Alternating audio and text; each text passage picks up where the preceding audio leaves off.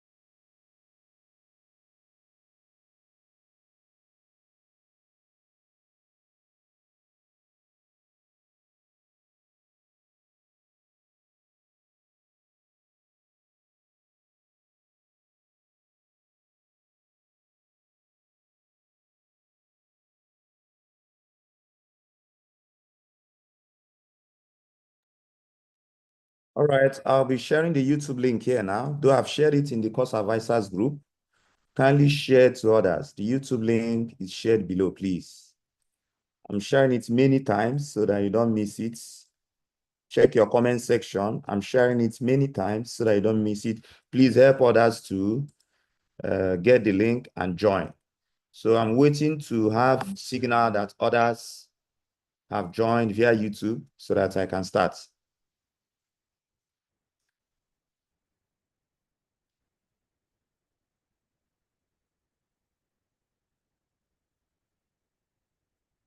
I'm waiting. Please wait with all your comments. Stop writing your matric number, please. Let others at least first get the link before we start. It's a passionate appeal. Wait with writing of your matric number. Let others join fully before we can start. I'm sharing the link, the YouTube link.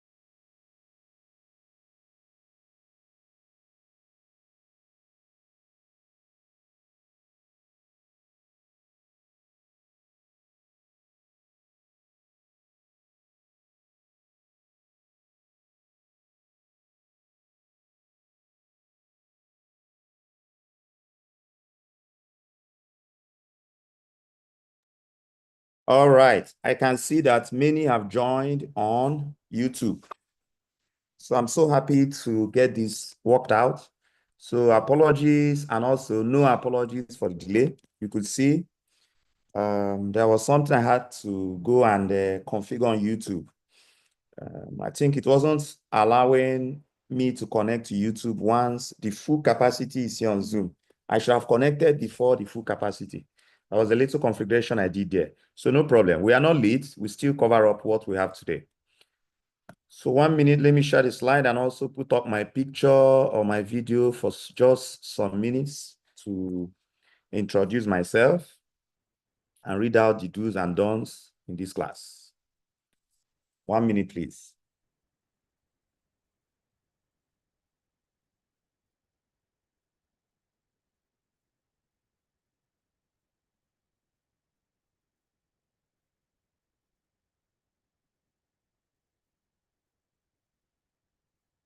I'm with you, trying to share.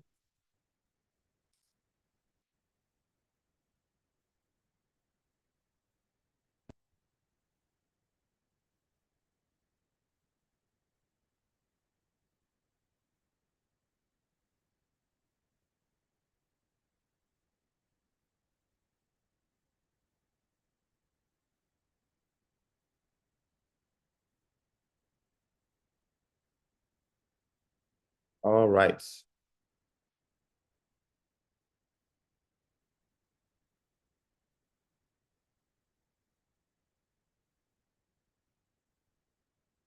Okay. Make sure everything is fine. Just 1 minute. Okay. So, good morning, class again. And once again, sorry for the late start. And also, no sorry for the late start. We needed to include everybody, both those on YouTube. Remember, on Zoom, you just have only 300 people. Why this class is about 5,000. So they must be included. Now I'm sharing my video so that you could see my face. Once I start the lecture, I will remove the video to save my data and also to save your own data. So, one, I'm muting everybody so that, we can have peace and silence here. This is not your first lecture you're having via Zoom, and I know you perfectly understand the implications of leaving or muting everybody. It will be like Oshodi market, or sorry, Barega market. So I need to mute. Experiences have shown that when you ask students, do you have questions to ask? Once you're mute, everybody's asking. It's difficult to control. Had it been like the 500 level students I was teaching yesterday, 40 people, you can manage who is talking. But when you are dealing with 4,000, more than 4,000 students, it's difficult. Therefore, if you have questions, I will do my best to explain whatever I'm teaching. But if you have questions, please, you can write them down, give it to your course rep, and the course rep, feel free to write me on WhatsApp. No need calling me on phone. I will not pick. Write me on WhatsApp, sir, these are the questions. And I promise you that I will answer it. I will answer your questions. So that's the first agreement. Then the second is listen very carefully what is being taught. Read my lips. You will get my slide. You will also get a recording of this lecture. Let me, as I'm saying it now, let me start recording if it's not yet recording. Okay, so I'm recording it now. So you will get a record, a link to where this lecture is recorded. You'll also get my materials, my slide. So relax. However, read my lips. What I mean is not everything I'm saying is on the slide. The slide is just to guide you and also to guide my thoughts. Not everything I'm saying is on the slide. So you don't go and sleep and say, at the end of the day, this man will give his slide. So no wahala. No wahala, yes, I will give my slide, but it's not everything I have, I'm saying is included in the slide. Okay, so I started recording when I've made one or two announcements. So let me make them again. I will not be unmuting us so that we can have peace and silence in this lecture. You will enjoy the lecture. I'm your pilot. So relax, buckle your seatbelts, order for your coffee or tea, and just enjoy the lecture.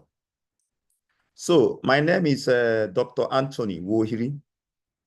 I'm from the Department of Computer Science, senior lecturer, and I'm currently the Deputy Director at CITS. Some of you might know my faces when you come to CITS with your complaints. And what will I say? Welcome to UNILAG, University of Lagos, University of First Choice and Nation's Pride.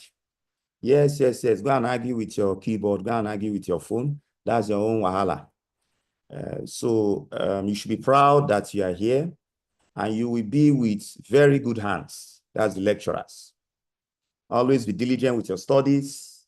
Those that are in pre-med, the MBBS, the medical lab, who are my students, the pharmacy, physiotherapy, radiography, that will eventually cross to Jaraba. Please make sure you at least score C in all your courses. I didn't say that if you don't score C, you will not cross. So that's an advice. And this is 100 level. This is your chance to boost your CGPA. This is your chance to boost your scores. You guys saw our convocation the other time. Some graduating with first class. How did it start? It started in 100 level. But then all work and no play makes Jack a dull boy. So you also catch your fun, enjoy your time in the university, you know, make friends, those that have the same ideas with you. Don't fight, don't smoke, don't do those things that will get you into trouble. You understand? All right.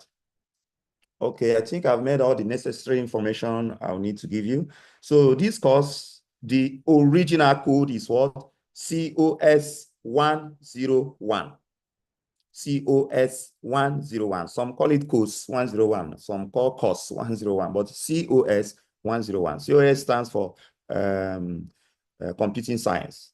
So the course title is Introduction to Computer Science. Some are calling it Introduction to Computing Sciences. Some call it Introductory Computer Science. And there are so many codes. You have, for years, we call it FSC 113. In education, they call it FSC 103. I even heard recently from some students, I forgot to the department, they call it AMS something, something. But bear in mind, if you register it as AMS or as FSC, at the end of the day, I can promise you that you are going to change it to COS 101. If you are a 100 level student, that's if you're a fresher. But if you're not a fresher, then you keep on with the old code. But if you're a fresher, it is COS 101. And secondly, I'm not giving this advice as someone from CITS. When you register your courses, don't register any course with space at the middle. It is COS 101, no space. I just wrote it here on the screen with space so that you will see the difference, COS 101. But actually, when you're on Premier platform, it is COS, no space, 101. Just like other courses, PHS, CM 103, 105, 107, no space. GST 111, no space between GST and 111, etc. Bio 101, Bio 105, Bio 111, as the case may be. All right, this is the fourth lecture. Lecture 1, 2, 3 has been taken by Dr. Cyril Ogude. And we seem to be following what is written here, the textbook, and or will I call it the manual? And the lecture 4, if you check chapter 4, it is talking about, as I'm talking to you, let me also check to be sure. Yeah, it is talking about introduction to software and programming languages. So I will drive you through today on this topic, computer software and programming languages. It's not difficult, just the basics you must have learned from your secondary school. All right, so I'll be removing my video now as I move on with the lecture. Can someone please say hi on chat if you can hear me very, very clear? And also, can someone say hi on YouTube if you can hear me very, very well, please? All right, thank you, thank you, thank you, thank you. All right, so you have seen my beautiful face. You have seen my blue eyes. You have seen my white skin. So enough. Now, let's start, ladies and gentlemen. Computers are powerful tools, but they rely on software to function. Without the software, that's your laptop, that's your phone that you'll always be disturbing us with. That's your iPhone. That's your desktop computer. That's your tablet PC. Are useless without the software. I think you'll agree with me there, because it will be like a metal you are holding on your hand. So when we talk about the software or computer software or programs, they refer to the set of instructions that tell a computer what to do. Sometimes we say that it's a set of instructions that tell the computer what to do and how to do it. Sets of instructions telling the computer what to do and how to do it. I'm just giving you an introduction. Okay. Programming languages are used to write software. And there are so many programming languages out there. but we'll look at them. So programming languages are what we use to write software.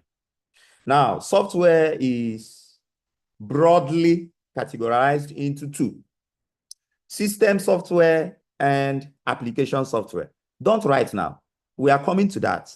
I have a slide dedicated to system software. I have a slide dedicated to application software. More than one slide. But broadly speaking, you have system software, application software.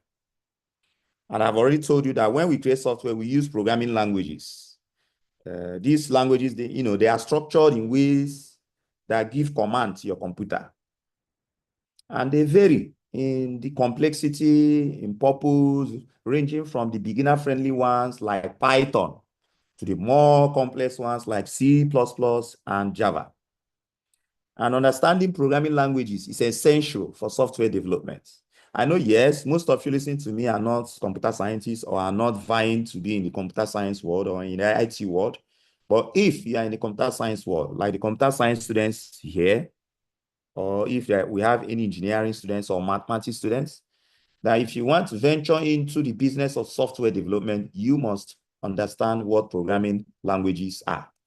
So in this course, we'll be exploring the basics of software and programming, and we learn how computers interpret code and how to write simple programs using fundamental programming concepts. Of course, how to write simple program, that will not be my own part. It will be taken by the next lecturer. Yeah, but we'll cover 3 weeks. You will cover 3 weeks with me. Okay, that's introduction. So I've said that computer software is a set of instructions that tells a computer how to perform specific tasks. It is an essential part of a computer system because it enables users, you and I, to interact with hardware and complete various functions. I know you've done hardware, computer hardware. Computer system is broadly into two: hardware and software. Hardware is mostly what you can see, touch, while the software is the one that you cannot see or touch.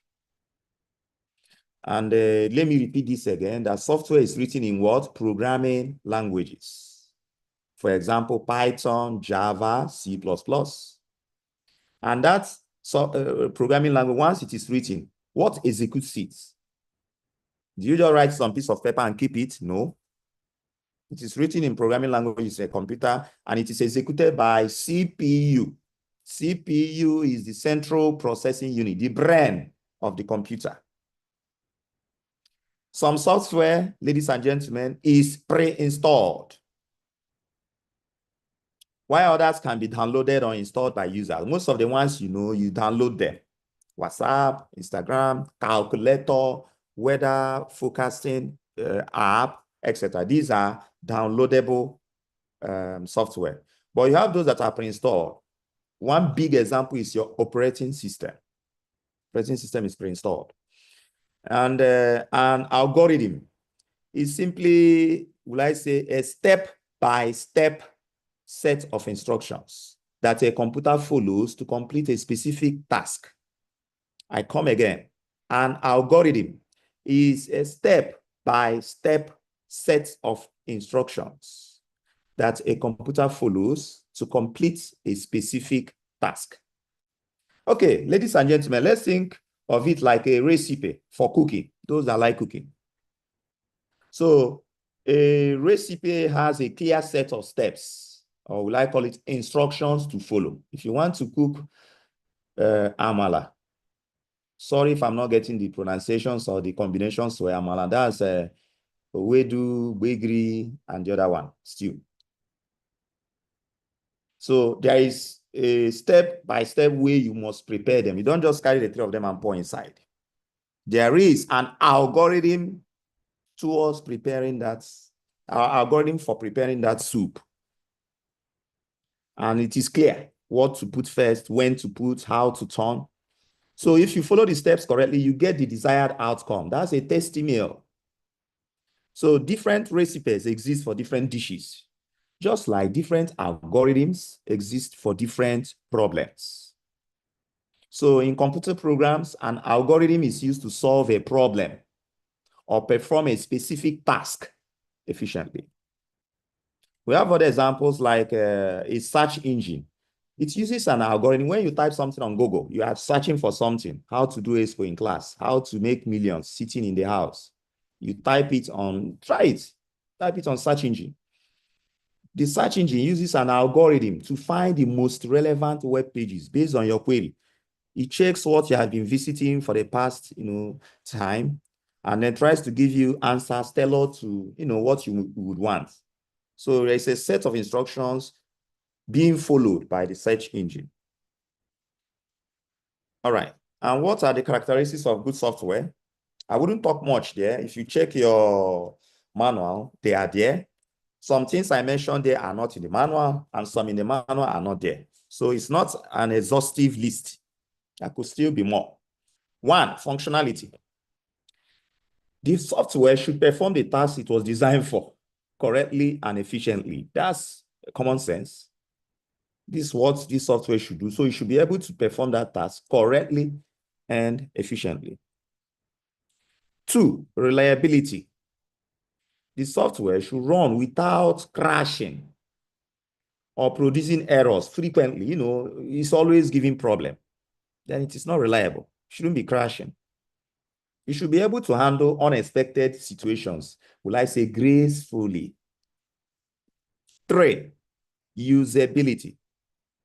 The user interface should be easy to understand and navigate.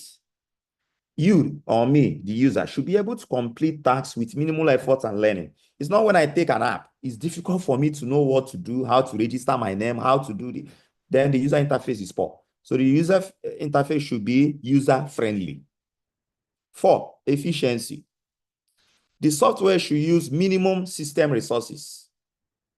Should, consume the minimum system resources. When I say system resources, I mean stuffs like CPU, memory, and storage, while maintaining performance. Shouldn't be a software when you log in or we are using it, it's taking too much memory of your computer, too much memory of your phone, smartphone, or too much CPU time. And it should run quickly and smoothly without unnecessary delays. All right, the next is maintainability. Of course, from the word, it sounds like something about maintenance. So the code should be well structured, documented, and easy to modify, for future improvements or when you are trying to fix some bugs. And those that are developing that software should be able to update and enhance that software with minimal efforts. Portability. By portability, always remember this way. Portability is something like you can move from one place to the other. So, but in this case, it means that the software should be able to run on different devices and operating systems with little or no modification.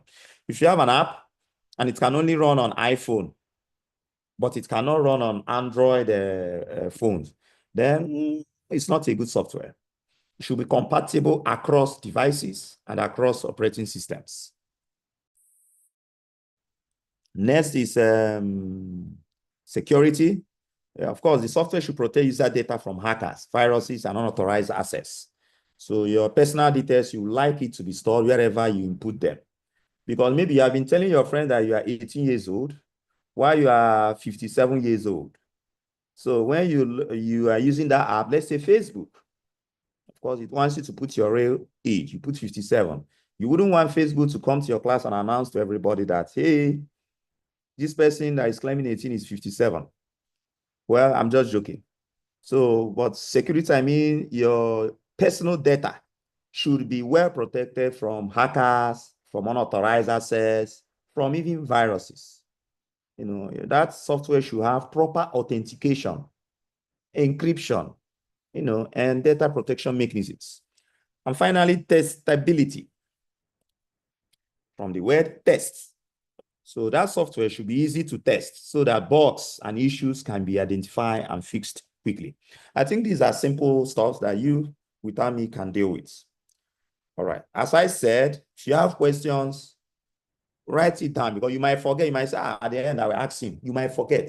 Trust me from experience. So write them down And then after, I will not entertain it here for obvious reasons, but you can write the questions and give to your post reps, and they will get it across to me via WhatsApp. Okay, 1 minute, just a minute. Someone is asking me the link to the lecture. Person have been flashing me a link to the lecture. I don't know whether the person doesn't have a course advisor or what. Sorry, a course rep or what. I've sent it. Sorry.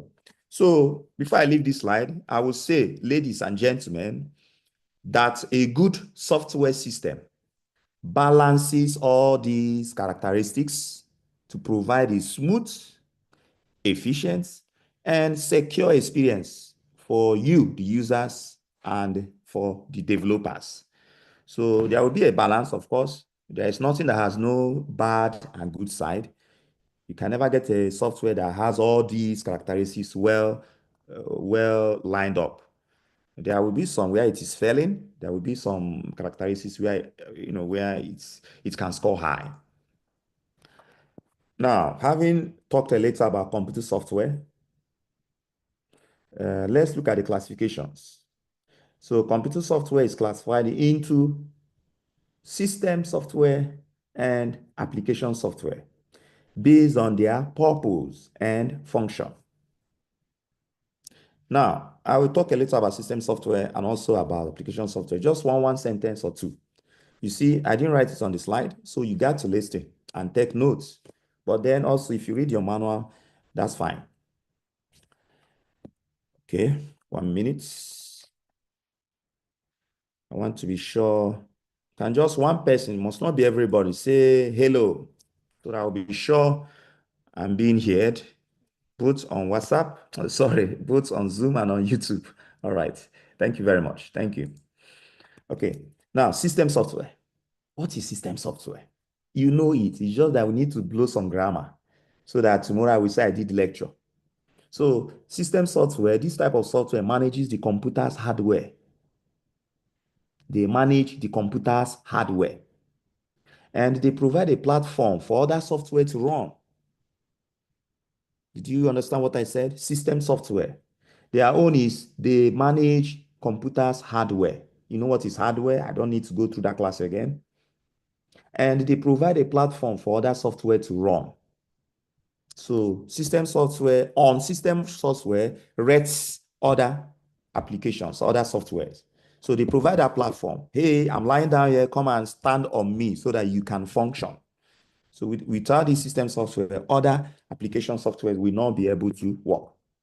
And the system software, guys, works in the background and helps the computer function properly. They work in the background and help the computer function properly.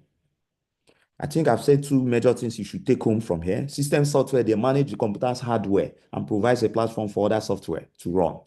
And they work generally in the background and helps the computer function properly. Examples. The major number one example is what? Your operating system. You have Windows, you have Linux, you have Android people that will not let us hear word. You have Mac OS, that's our iOS. These are all operating system. Examples.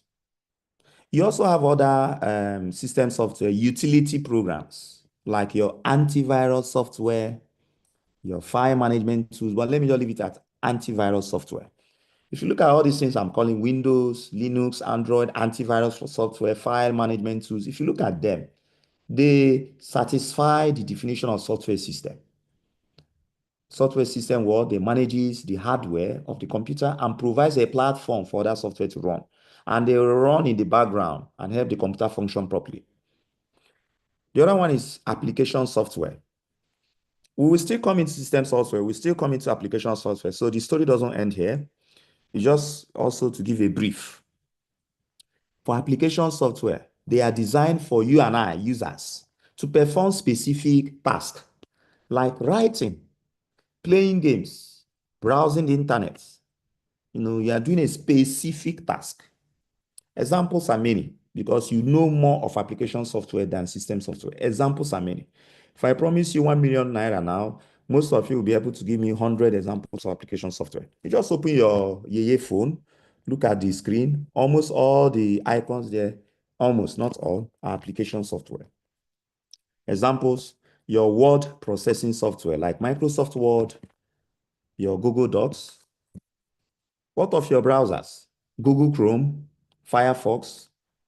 What of your games and media players like your VLC media player or those that will not read their book, they are always on the system playing games like Call of Duty.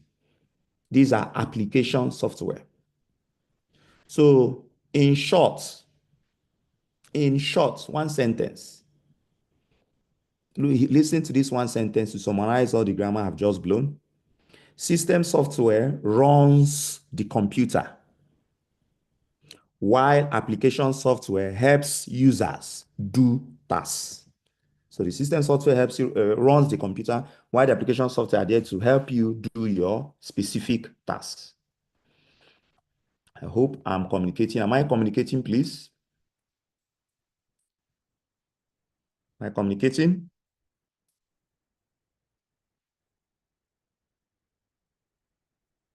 All right. Thank you.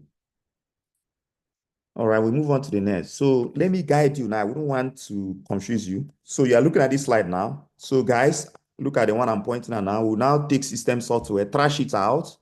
After we come to application software and trash it out. So now I'm moving to system software so that you wouldn't be confused. How is this man going? He just said something about system. He now said application. Now he's going back to system. So here I just introduced the two. Now let's move on into system software. Next slide.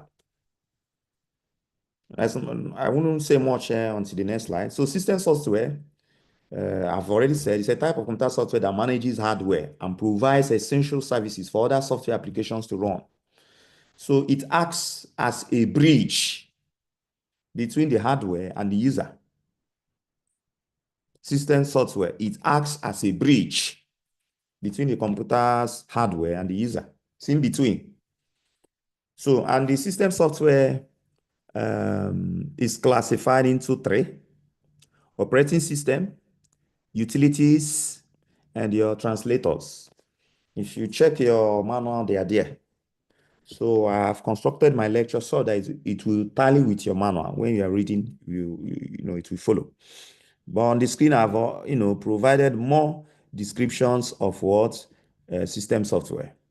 The key features of system software: it manages your hardware, it provides a platform, it runs in the background. You see, I've been repeating these words: managing software, your hardware, provides a platform for others, runs in the background. And in brackets, if you're looking at your screen, I'm explaining what those highlighted phrases mean. And they're essential for functionality. So the three categories of system software: the operating system, the utility software, the language translators. So don't worry, you get all the slides. Okay, so now we are moving now to operating system. That's the next slide. After operating system, we go to utilities. After utilities, we go to language translators. So this lecture is well ordered. Don't be confused. I always draw you back to tell you, remember when I said we are following this way. So let's look at operating systems. OS. So I have the definition there, I have the functions there. So let's talk a little about operating systems. The OS is software that acts as an interface between the computer hardware and users. And remember when I said that system software is like a bridge between computer hardware and users. An operating system is a type of a system software. So whatever a system software can do, then we can somehow say, whatever an operating system can do, then that would be a system software. So operating systems manage computer resources, such as memory. You might not know that your operating system, your Windows, your iOS, your Mac OS, your Android, they manage your computer resources. Resources, I don't mean money. I mean stuff like memory, processing power, storage. And this OS ensures that different programs run smoothly. And why is OS important? Why is operating system important? Let me show you how it is important. Imagine a computer as a car. That's your daddy's car. Now, The operating system is like the driver. It controls how the car moves. It controls how the car stops, and it interacts with its environment. The driver wouldn't see gutter and go and jump into gutter. Although, yes, in Lagos, we do that. We'll be driving and jump into gutter or hit people. But generally speaking, the OS is like the driver, while the car is the computer. So without a driver, that is without your OS, the car or the computer wouldn't function properly. So functions of an OS, if you check the last thing written on the screen, functions of an operating system. It processes process management. It manages processes. What do I mean by that? By that, I mean that it handles multiple programs running at the same time. You know, when you're on your phone, there are multiple programs running at the same time. By programs, I don't necessarily mean the applications you just, turned on or logged into. Yes, they are part of them, but there are other many programs running at the background when your phone is on, to make sure that your phone is on, to make sure when you swipe left or right, it goes, to make sure that when you press a button, it responds. These processes are managed by your operating system. The second one is memory management. Operating system allocates and deallocates memory for programs. Any program running on your computer, on your laptop, on your tab, on your mobile phone, they occupy memory at that time they are running. They take up some memory. So it is the job of the operating system to allocate memory to them and also deallocate. The third one on the screen is file system management. Your OS organizes, stores, and retrieves files efficiently. The next one is device management. Your OS controls hardware like printers, keyboard, USB drives, your joystick used for games and the rest. These hardwares are controlled by the operating system. That's what we call device management. And finally, user interface. The OS provides a way for users to interact with the computer. Your Windows, Mac OS, iOS, Linux. You can imagine you're on your computer and you are not seeing anything. So that first interface you're seeing on your screen, that's the operating system. And it helps you to now interact with the computer. All right. Still on operating system, types of operating system. So check page 42 of your manual to read about these types of operating system. I guess it's page 42 or 41. I haven't looked there now, but check either page 42 or 41 or thereabout. The little difference between them. Like, for example, the first one there, single user, single task operating system, is designed to manage the computer so that one user can effectively do one thing at a time, etc. What each other one distributed there. Whenever you say about distributed, it talks about computers that are, independent, that are located in different places, working independently, but with the help of the operating system makes them operate as if they are one system, when actually they are different systems. So, and the rest, the names, some of them are, self-explanatory. Real time must be something about real time. Maybe something like an operating system that enables you to execute real-time applications. Example, very good example of real-time OS is what? When you go to your ATM machine. Nowadays, POS people have taken over, but when you go to your ATM machine and you want to withdraw 10K, of course, you wouldn't tell me that when you reach there, type your PIN code, you'll be hiding your PIN code as if you have 1 million in your account. You just have maybe 900 naira, but you'll be hiding it. If people say you're hiding it, you say, this person has 1 million. Okay, when you type your PIN code, you type the money you want to withdraw, 500 naira. Let me just start with when you're typing your PIN code. Immediately you type your PIN code, the operating system processes that PIN code immediately. You don't type it and go home. And then tomorrow you come and check whether your PIN code is correct or not. As you type your code, your PIN code, the operating system processes it right away there. That's real time. After ask what you want to withdraw, you click withdraw. When you click withdraw, the operating system processes that action at that time. And then you type the money you want, 900, 500 naira. Then the system might tell you, sorry, your account is, your balance is short. Or you start hearing that very, how will I call it, palatable or very nice sound when the money is counting. So all the actions you are taking on that machine, you are interacting through the operating system, is being processed in real time. All right. So that's types of operating system. Then components of operating system. Before, this was not in the manual. It was included in the manual. So I will also have to talk on it quickly. An OS consists of several components. So I wouldn't want to deceive you and say just three. They consist of several components that help manage hardware and software resources. But the three key components ones are the kernel, the first one on your screen. This is the core part of the OS, responsible for managing hardware resources like memory, CPU, and input and output devices. It handles processes, manages memory, and ensures that different software applications can interact efficiently with hardware. That's the core, the kernel. Ensure that all the applications installed in that system can interact efficiently with the hardware. That's number one. The UI, number two, user interface.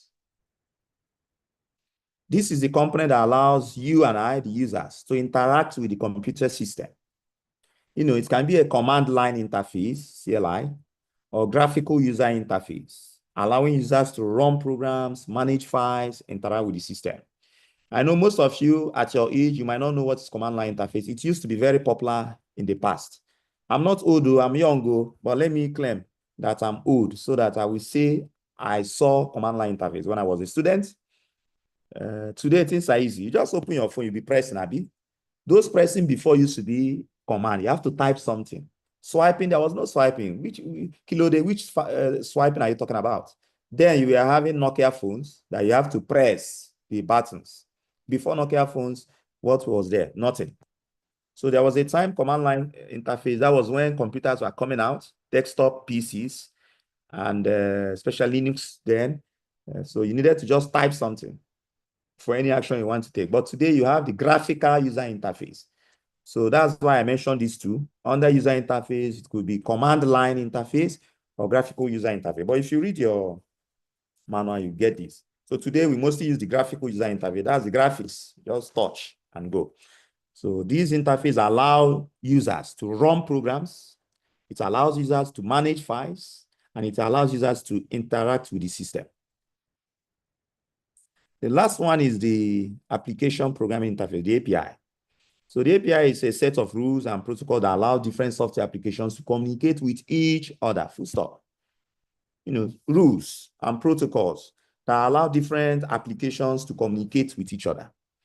And of course, the API defines the methods and data structure that developers can use to interact with a service. So in simple terms, for those that may not understand what I mean by that API, the API acts like a bridge or a middleman between different programs, allowing them what? To exchange information or request services. For example, when you use an app on your phone to check the weather, the app may use an API to request weather data from the remote server. So API is like the middleman between two different programs. One program might be on your phone, another program might be somewhere else. So these are the components of an operating system. Let me take us back so that you will remember the map, how we are moving. So let me take us back. So I'm done with operating system. So let me take us back a little. 4 slides back. Remember when we were here? So I've done with operating system. Now I'm going to move on to utility software. Some call it utilities. Some call it utility programs or utility software. I prefer to call it just utilities. So let me dash back to 5 slides ahead where we stopped. We stopped here. So next is utility software. Ladies and gentlemen, if you are gentlemen, utility software refers to a type of system software. I said it's a type of system software. Let me go back again and show you why I said so. See, utility software is a type of system software. Operating system is a type of system software. Translators are a type of system software. So when I say utilities type of system software, that is correct. So utility software, they refer to a type of system software designed to help users manage, maintain, and optimize their computer systems or devices. If you read the manual, there are more verbs there. I just used three: manage, maintain, and optimize their computer systems or devices. These programs, that's the utilities, they perform a variety of functions that make the system more efficient, secure, and easier to use. I will just put it in a layman's way that utility software takes care of your system, takes care of your computer, make sure that everything is fine. It is not sick. It is not admitted in the hospital. It takes care of that. You know, it makes the system more efficient, secure, and easier to use. And these utilities, they typically handle tasks like file management, system cleanup, data backup, and virus protection.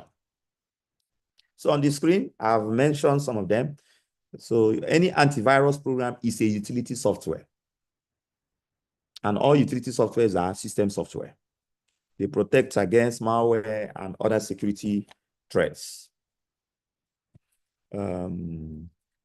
Disk cleanup tools. Till today, these tools still exist. If you install them, they help to clean up files that you don't need or duplicate pictures or duplicate files.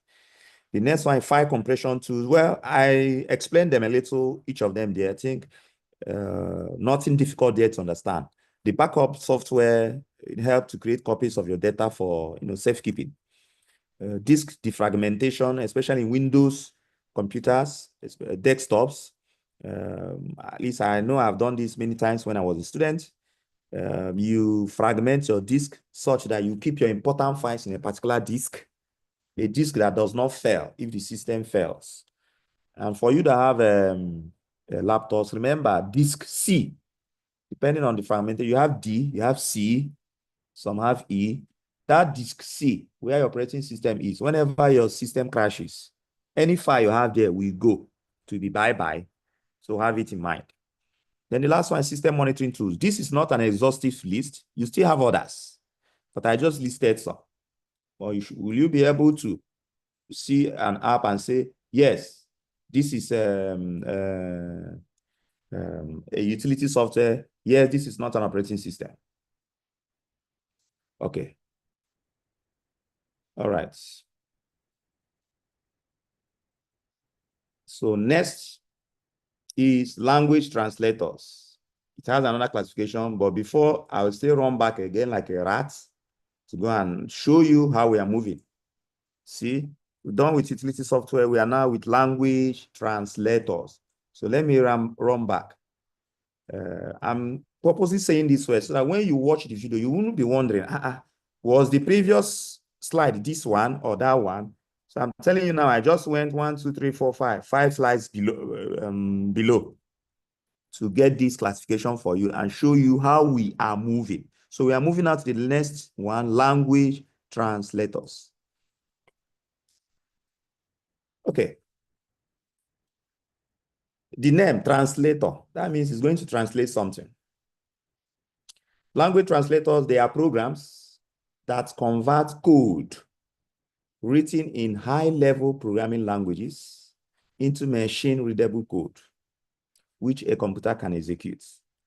Yes, Shortly, we'll be looking at what high-level programming languages are. There are two, high-level and low-level programming languages. But at this stage, let's say that language translators convert code into what your computer can understand, into a machine-readable code. You know, you write your programs in Python, in Java, in C++, in whatever programming language. The computer does not understand those languages. So it is the language translators that will translate it to a format that the computer will understand and then execute. Some can speak English, some cannot speak English. Some can speak Spanish, some cannot speak Spanish. God forbid that there is somebody listening to me now that cannot speak English. Well, is it possible in the University of First Choice? I don't think so. So if a language you cannot understand, you need someone who will translate it so that you'll be able to understand. That is exactly what language translators do for our systems. Now, there are three categories. There are three. And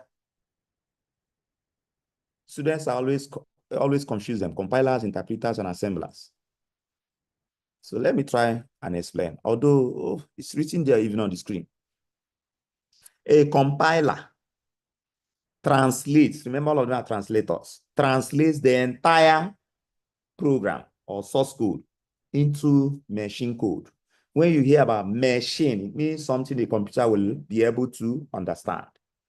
So the compiler translates the entire, that's the key word here, or the whole high-level program, the source code, into machine code at once, before any part of the program can be executed.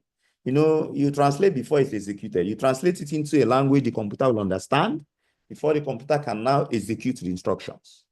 So a compiler translates everything at once, translates the entire high-level program, the entire source code into machine code at once before any part of the program can be executed. Examples are C, C++, Java. Although Java is compiled to bytecode, but it still follows the compilation concept. So C, C++, Java, these are examples of a compiler, languages that use the compiler. The interpreter, now listen, the difference between compiler and interpreter. Interpreter translates and executes the code line by line directly at runtime.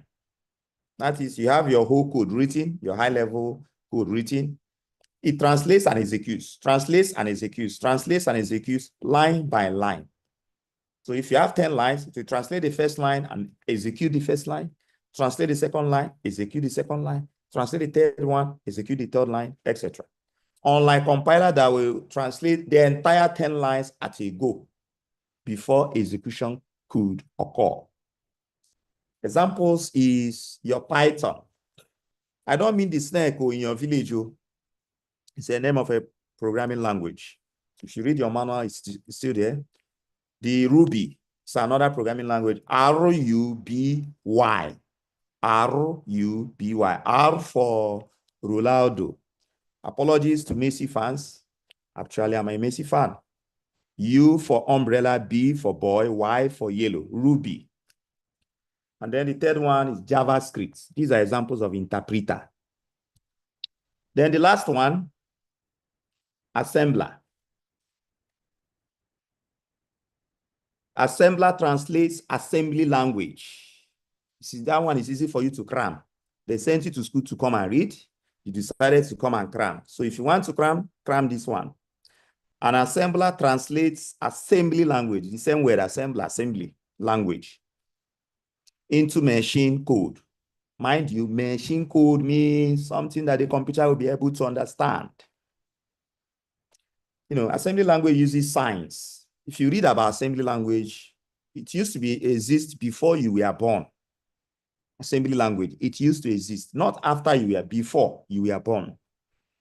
In the 1970s, 1980s. And it uses mnemonics, signs to represent instructions. So making it easier for humans to write than pure binary code. So these are the three compilers. They convert everything at once before executing. Interpreter translates and executes line by line. An assembler translates assembly language into machine code. So these are the language translators. So let me see what is happening on the chat. Hey, wait, please, oh no. Please, let's listen to lecture. Yes, I'll be putting some fun into it, but let us not be carried away. And people, please, say devil is a liar. Some are here to come and play. Some are here to come and do carryover. So we not allow you to read and understand. But trust me, I'm delivering the lecture exactly based on what you should hear. So up Messi, I've heard, fine. I'm also a Chelsea fan, but I've not watched Chelsea matches since this week or since this year even, because they have been, last year they mixed people up. So, but why I'm happy now is Man U is also losing. So I thank God. Is that cause for celebration? All right, that's by the way. Now we move on to the next application software. We're almost there. Application software. Now, I wouldn't want to confuse you. Let me jump back. Remember when we were here, we looked at the two system software, application software. We said that system software manages the computer's hardware and provides a platform for other software to run. And the application software is designed for you and I to perform our own personal task. So now let's go deep into application software.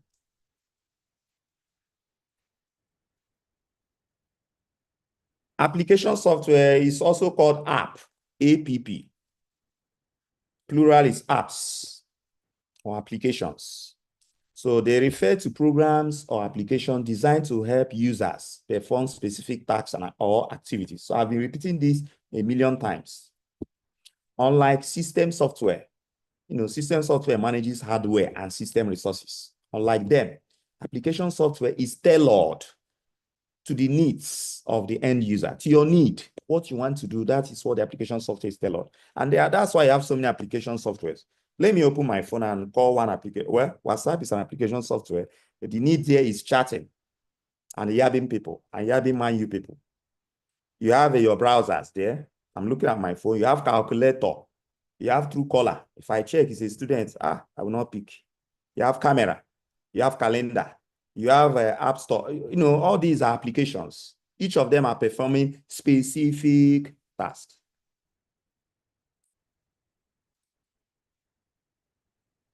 Okay.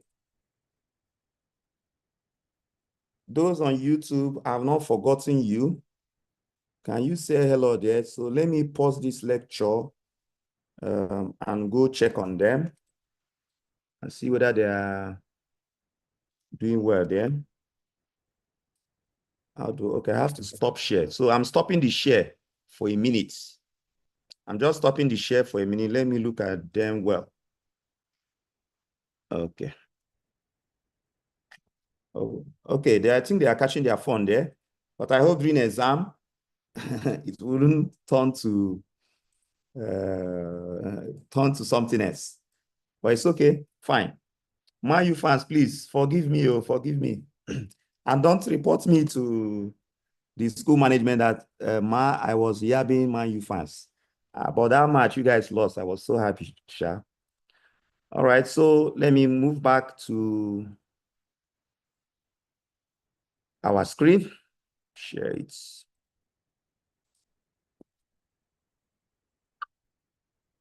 All right.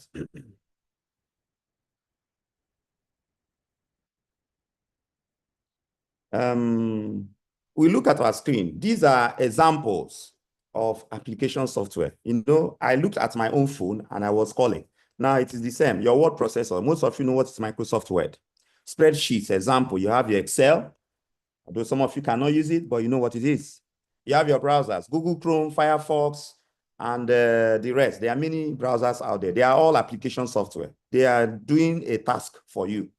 You have your media players, your VLC and the rest you use to listen to music and also watch videos. You have your graphic design software, Adobe Photoshop.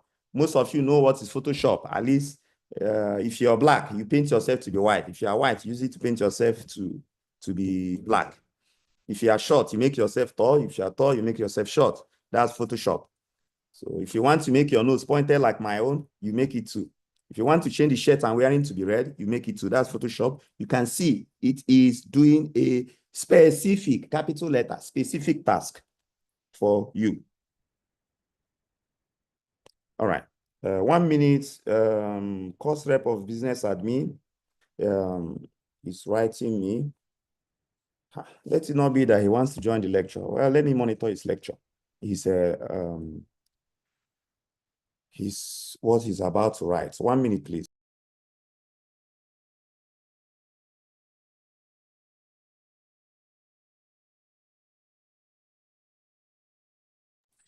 All right. Then the last one on the screen there is games.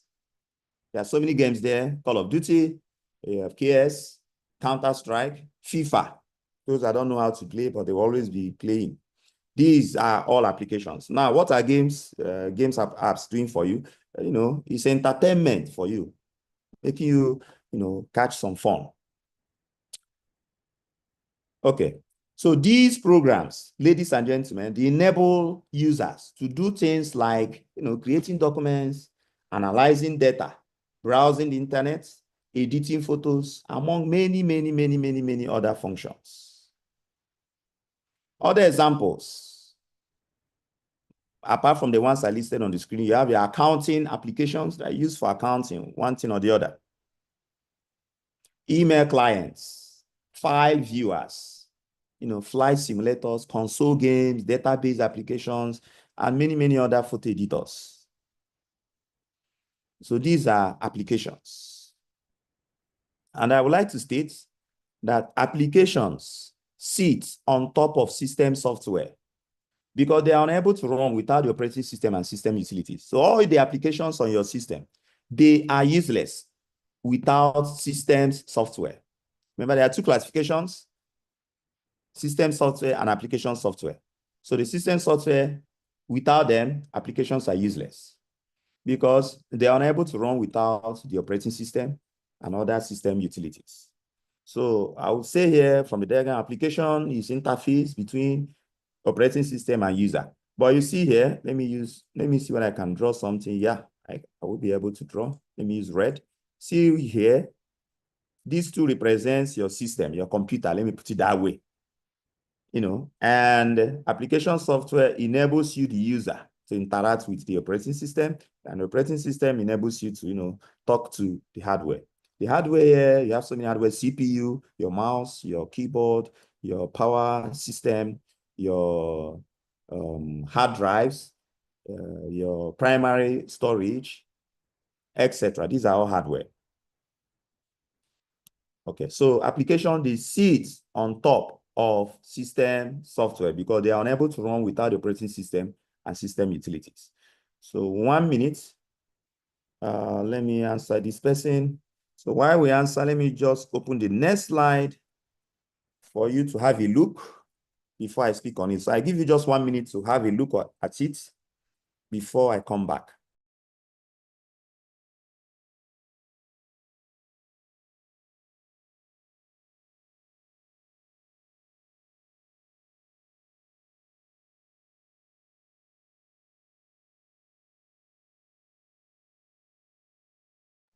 All right. So if you check your manual, this topic is also there. We are still under applications, and we are talking about the classes of applications. So there are two: off-the-shelf software and what we call the customized or bespoke or tailor-made software.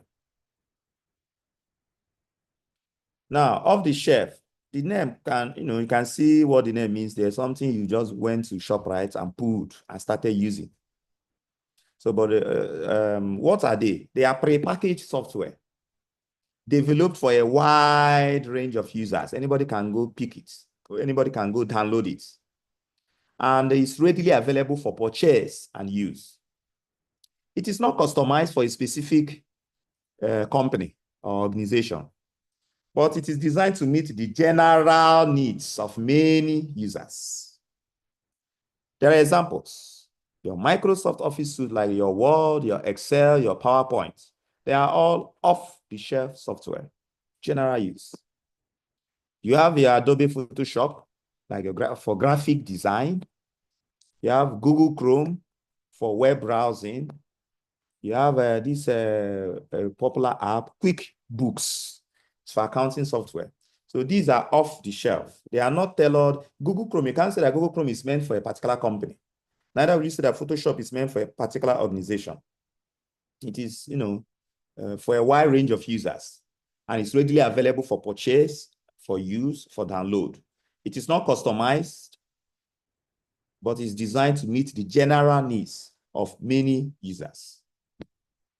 Okay, off-the-shelf software is also divided into two: general purpose software and what? Special purpose software, as on the screen. I think the name also is self-explanatory. General purpose software are software applications designed for a wide range of users and tasks, a wide range. Example, let me repeat what I've said already: Microsoft Word, Microsoft Excel, Google Chrome, PowerPoint. Microsoft Word are word processors. Microsoft Excel are spreadsheets. So any spreadsheet is a general purpose software. Any web browser is a general purpose software. Any presentation software is a general purpose software. The second one is special purpose software. These are designed for specific tasks or industries, unlike general purpose. Examples are your accounting software, your graphic design software like your Adobe Photoshop, your medical diagnosis software, hello, Ijaraba people, and your hotel management software. These are special purpose software. Now we move to the right of the screen: customized software, or bespoke software, or tailor-made software. It's a type of software that is specially designed and developed to meet the specific needs of an individual, of a business, or of an organization. Their specific needs. Unlike the off-the-shelf software on your left, which is made for a broad audience, the customized software is tailored to fit unique requirements. Let me give you an example. A banking system designed for a specific financial institution, like what Zenith Bank uses, might be different from what the Yeye GTB Bank uses. Sorry, I'm not using GTB Bank, so let me just yap them small. Hotel management system built for a particular hotel, or even hospital management system built for a particular hospital. You can see that these are customized software. So the software being used, let's say at Lutz, might be different from the patient management software being used at Lasut. The student management software, like the Premier, you guys are always disturbing. Site is down. Yes, I know since yesterday the software is down. I don't know whether it's up by now. That Premier, where you go to register your courses, where you go and register wrongly and say, "Sir, I don't know who registered the course for me." Say, nobody registered a course for you. You are drunk when you registered the wrong course, or you got a wrong information. That platform is what? A customized software, because Unilag is the only one using it. Other schools might have other things they are using. There are others. A website or mobile app developed specifically for a business. They are all customized software. Please, I need to see hello on the screen if I'm communicating and if I'm loud enough.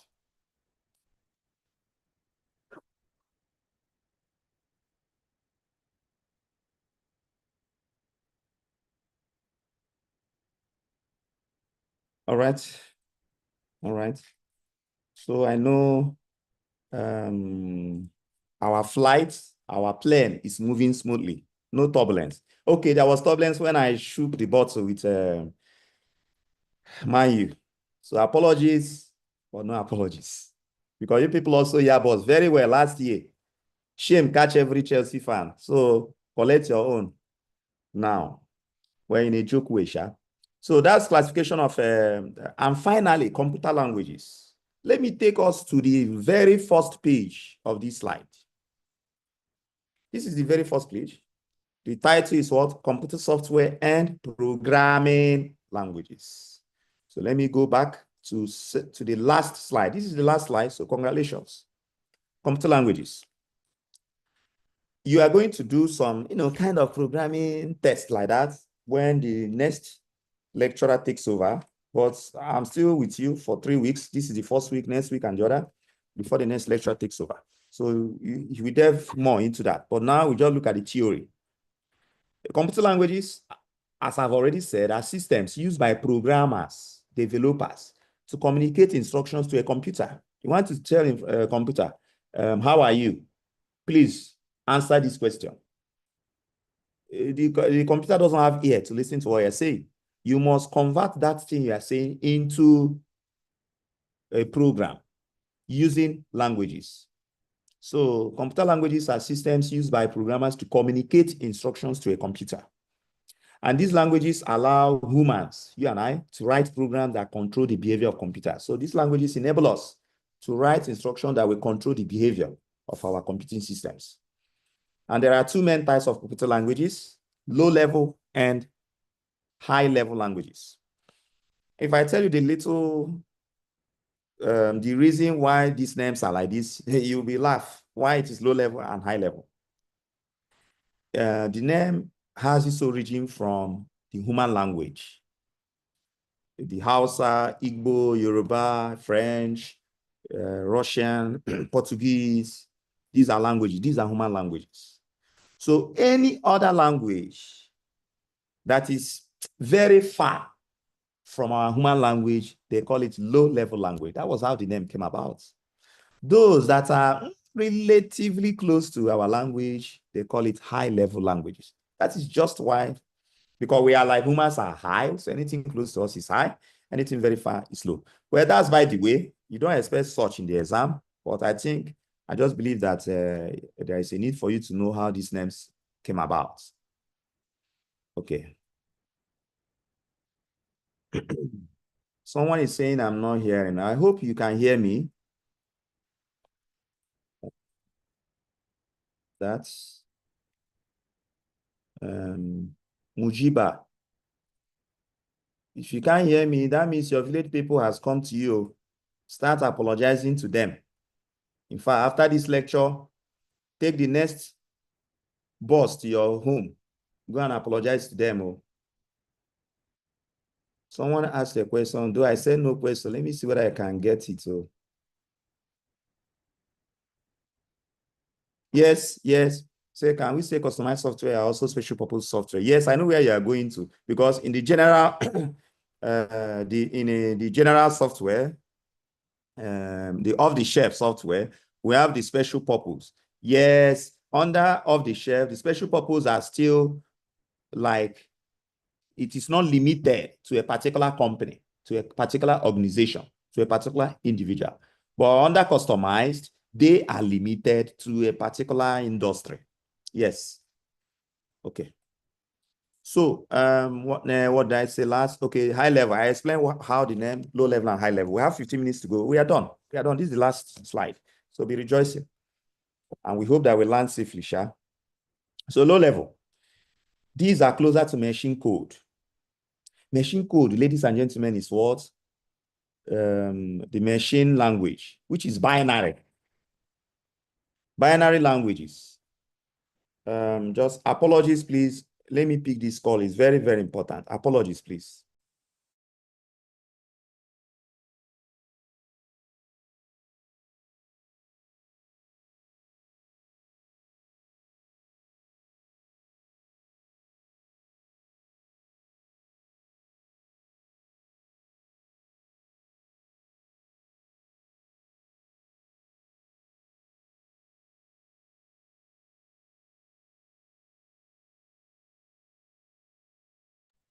All right, sorry and apology for the little distraction. Now, machine code. Remember this. Remember I said read my lips. I've been calling that word since I started this lecture today. Machine code are the language the computer can understand, and you are going to do that with me. It is binary. So better go and learn how to convert binary number. You did it in your secondary school. If you did not do it and you got admission here, we will have to review your admission. You must have done binary. Okay. If you are from education, you are from management sciences, you might not have done it, so apologies. So machine code is binary, and binary is what? 0 and 1. That is the only language computer understands, 0 and 1. If you say your name is Aishat, I can convert that your Aishat to zeros and ones. And when you see your name is 0 and 1, you will say, I swear, this is not my name. It is your name, Aishat. So machine code is 0110, blah, blah, blah, but it's only in zeros and ones. And that's the language computer understands. So low-level languages are closer to machine code. You see, they are far from our human interpretation. If you see low-level language, you don't understand anything. They are not close to our English language. They are often more efficient, but harder for humans to read and write. But closer to what computer can understand. It is not computer language, but they are closer to machine code. Example, there are two of low-level languages. I should have listed it on the screen, but I think you have it on the manual. Machine language and assembly language. These are the two examples of low-level languages. Machine language and assembly language. I've already told you what machine language is. They are directly composed of binary code, zeros and ones. This is the language that the computer's hardware understands. No other language. They don't understand Igbo, they don't understand Yoruba, they don't understand Hausa. Computer does not understand English language. It understands only zeros and ones, 0 and 1. So machine language is an example of a low-level language. Another example of a low-level language is assembly language. Assembly language is a human-readable representation of machine code using mnemonics, signs, instead of binary 0 and 1. But it still requires translation into machine code by an assembler. So an assembler, remember language translators, one of them is assembler. It will translate assembly language into binary codes. So these are the two examples of low-level languages: machine language and assembly language. Now, high level, something that should be closer to human languages. These are closer actually to human languages and are more abstract, making them easier to learn and use. They are translated into machine code using compilers or interpreters. Examples are Python, Java, C++, JavaScript, all the languages you know, Ruby.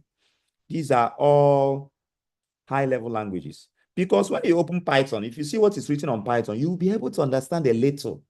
Like integer, you know what is integer, whole numbers. In one of the programming languages, if they want to write integer, they will just write int, int. So you see, it is a little bit understandable. Unlike assembly language that is in science and mnemonics, unlike the machine language that is in zeros and ones, that is very hard for humans to understand. That's why they are called low level. Or the high level, that they are closer to human languages. Many things written in Python, Java, C++, they take their origin from English language. So, but these high-level languages are still translated into machine code using what? Compilers or interpreters. And I've given you examples. So I think we've come to the end of this interesting lecture. So apologies, I will not be able to pick questions directly because once I open it, now Osho the market will enter straight away. But then I can give you my words. If you have your questions, give it to your course rep, and your course rep will send. But I hope you have not offended your course rep so that he wouldn't say, I will not send. Then you get my number and send it via WhatsApp. Do not call my number. Okay, so next week, we'll be looking at the next topic that will be on processing modes and computer networks. And the upper week, we'll now look at representation of information and the computer number system. I hope that one will take us 1 week because we are going to do some little math conversion of binary to ordinary number and from ordinary to binary. And here's another number systems. So someone was asking earlier about the manual. You can get it at the bookshop, Unilag bookshop, and together with the workbook. What else did I forget to announce? Nothing. So, and I hope it wasn't available at the bookshop. Okay, I've heard what you said. Immediately after this lecture now, I will call my HOD to supply more because she's the one supplying it. I've heard you said it's not available on the bookshop. So I will tell my HOD to supply. Once it is supplied, I will try and get across maybe through the course reps or just be checking, Sha. Then there are some of you that were individually asking me for the links. So it is either they don't have access to their course reps or their course reps are not in the group where I was posting the link. So please, course reps on that group, there is a group they created called, let me go look for it, called COS something. Please, course reps, if you are here, endeavor to make sure that other students, other course reps are there. I won't be in a lecture and somebody writing me, sir, please link. Where is the person coming from? I don't know. Yes, you will get the slide. You will get the slide immediately after this. Well, it's not immediately after this lecture. After the lecture, give me like 1 hour.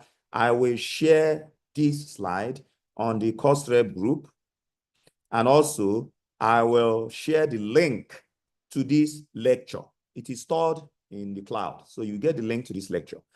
So, Man U fans, when you reach where I'm saying anything about Man U, just close your ears, okay? So, and we pray that you win your next match before the next lecture. Else, I would advise you not even show face here. So that's just a by the way joke. So thank you very much, and I hope you enjoyed the lecture. If you enjoyed the lecture, please say hello. Yes, thank you very much. Enjoy your day and your week. Have a nice day. Bye-bye, everybody. So we end it now.